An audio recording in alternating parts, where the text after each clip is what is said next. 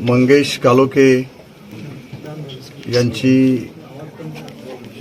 काल क्रूरपणे निर्घृण हत्या करण्यात आलेली आहे।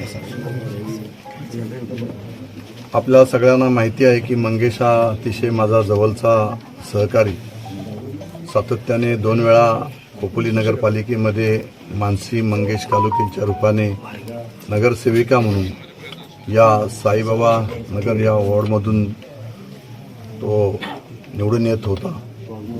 आणि काल जे कृत्य राष्ट्रवादीकडून रवी देवकर, सुधाकर घारे या सगळ्यांनी प्लॅनिंग करून काल मंगेशची जी निर्घृणपणे हत्या करण्यात आलेली आहे। आम्ही कालपासून हे सगळं चित्र पाहतोय। आम्ही लोकशाही पद्धतीने सगळ्या निवडणुकांना आतापर्यंत सामोरे गेलो, परंतु आत्ताचं रायगडचं राजकारण आपण पाहताय की रक्तरंजित राजकारण। सुनील तटकरे सत्तेमध्ये आलेपासून सत्तेचा माज आणून आज खऱ्या अर्थाने जर आता पाहिलं तर बीड नंतर जर महाराष्ट्रामध्ये रायगडचा आका हा सुनील तटकरे आणि याच्या माध्यमातून माझ्या कार्यकर्त्यांना जीवे मारण्यात त्या ठिकाणी येत आहे।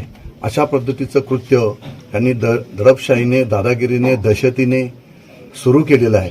आणि या सगळ्यांनी प्लॅन करूनच मंगेशला सातत्याने ते प्रेशर करत होते, पण मंगेश कधीही त्यांना बली पडलेला नव्हता। हा माझा अतिशय विश्वासू साथीदार, अतिशय विश्वासू सहकारी, प्रामाणिक निष्ठेचा असणारा हा माझा कार्यकर्ता आणि ह्याला अशा पद्धतीने क्रूरपणे त्याची हत्या या ठिकाणी त्यांनी केलेली आहे। या सगळ्यांना फाशीची सजा होईपर्यंत आम्ही यांना त्या ठिकाणी माफ करणार नाही। आज स्वतः शिंदेसाहेब सुद्धा मंगेशच्या घरी या ठिकाणी मानसीताईंचं सांत्वन करण्यासाठी, कालोखे कुटुंबियांचं सांत्वन करण्यासाठी या ठिकाणी आता 1-2 तासामध्येच शिंदेसाहेब स्वतः भेटण्यासाठी या ठिकाणी येत आहेत।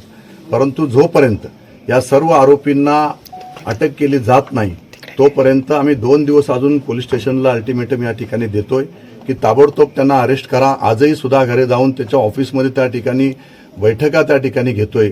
सुनील तटकरे त्या ठिकाणी स्टेटमेंट करतोय की सुधाकर घारेचा याच्यामध्ये हात नाही, तर सुनील तटकरे यांनी इन्व्हेस्टिगेशन केलं का? ह्याचा अर्थ हे सगळं प्री प्लॅनिंग आहे की सुनील तटकरेला वाटेल ते त्यांनी स्टेटमेंट द्यायचे आणि मोकळे व्हायचं, राजकीय दबाव टाकायचा अधिकाऱ्यांवर, एसपीपासून आयजी पासून सगळ्यांच्यावरती।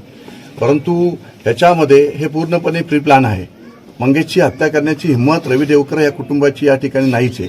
हे सगळेजण राष्ट्रवादीच्या यांनी, सुधाकर घारेंनी आणि यांनी सगळ्यांनी ताकद देऊन, भरत भगत हा रवी देवकरचा मित्र आहे आणि ह्यांनी एकत्रपणे येऊन सातत्याने नगरपालिकेच्या निवडणुकीमध्ये सातत्याने त्याला ताकद देण्याचं काम या ठिकाणी करत होते। हत्यारं आणली गेली, हे सगळ्या गोष्टी 2-4 दिवसापासून सातत्याने मंगेशचा पाठलाग त्या ठिकाणी होत होता। हे सारं त्यांच्या सगळ्यांच्या निदर्शनास येत होतं, परंतु मंगेशला थोडी सुद्धा अशी त्या ठिकाणी कल्पना आली नाही की ही माझी अशा पद्धतीने हत्या करतील, असं कधीही माझ्या मंगेशला त्या ठिकाणी वाटलं नाही। परंतु आज मी 2 दिवस आता साहेबांशी चर्चा केल्यानंतर आम्ही या ठिकाणी निर्णय घेऊ 2 तासांनी। मात्र ह्या आरोपींना तात्काळ यांना अटक त्या ठिकाणी केली नाही तर आम्ही स्वतः जाऊन पोलीस स्टेशनला त्या ठिकाणी बसून राहू। जोपर्यंत यांना अटक केली जात नाही तोपर्यंत मी पोलीस स्टेशनवर आम्ही सगळेच जण त्या ठिकाणी हलणार नाही। आज फक्त साहेबांना, शिंदेसाहेब येऊन जाऊ द्या, मग आम्ही जो काय आहे तो निर्णय या ठिकाणी घेऊ।